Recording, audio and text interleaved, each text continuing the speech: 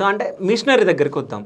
So అక్కడ మీరు చూసిన మిషన్స్ కానీ అంటే అక్కడ ఉన్న ఇండస్ట్రీకి సంబంధించిన అవి ఏమైనా మిషన్స్ ఉంటాయి కదా, వాటి గురించి మీరు ఏం చెప్తారు? అంటే ఇక్కడికి అక్కడికి కంపేర్ చేస్తే ఏం డిఫరెన్స్ ఉంది మనకి వాళ్ళకి? ఓకే, సో వాళ్ళది ఏంటి అంటే ఇండస్ట్రీ వేరు, ఈ మౌల్డింగ్ ఇండస్ట్రీ వేరు. ఓకే, మనకు అర్థం కాదు, ఆర్ మేబీ బిజినెస్ మెన్స్కి తెలుసు, నార్మల్ లేమెన్కి తెలియదు ఏంటి అంటే ఈ మౌల్డింగ్ అనేది చాలా ఇంపార్టెంట్. ఒక చిన్న ఎగ్జాంపుల్ చెప్తా. మా వైఫ్ వాళ్ళ ఫ్రెండ్ వాళ్ళ ఇంటికి వెళ్ళాము. వాళ్ళు డిన్నర్కి ఇన్వైట్ చేస్తే వాళ్ళ ఇంటికి వెళ్తే వాళ్ళ ఆయన వచ్చేసి షూ మ్యానుఫ్యాక్చరింగ్లో ఉన్నాడు. ఓకే, 4-5 షూస్ ఉన్నాయి అక్కడ.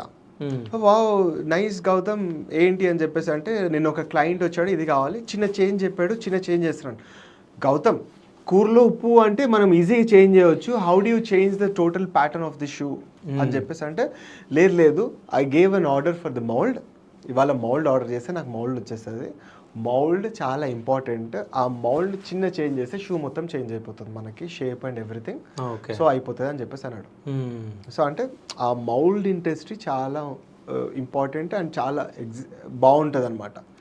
ఒక మౌల్డ్ ఇండస్ట్రీ ఏమంటే ప్రెషర్ కుక్కర్లో డిఫరెంట్ టైప్స్ వేసుకోవచ్చు, డిఫరెంట్ మోడల్స్, డిఫరెంట్ ఇవన్నీ అయిపోతాయి. ఇక్కడికి మెషినరీ కూడా చైనా నుంచే వస్తుంది. ఓకే, కానీ ఇక్కడ చైనా ప్రోడక్ట్స్ తగ్గించారు అనుకుంటా కదా మన ఇండియాలో.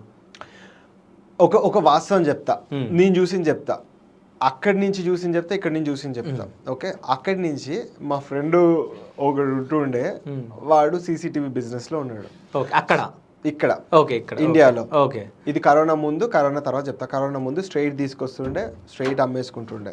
ఓకే, పలానా శివ బ్రాండ్ కెమెరా అని చెప్పేసి అమ్మేసుకుంటుండే. దాని మీద మేడ్ ఇన్ చైనా అనేది ఒక చిన్న స్టిక్కర్ ఉన్న అమ్మేసుకున్నా కూడా నో ప్రాబ్లం.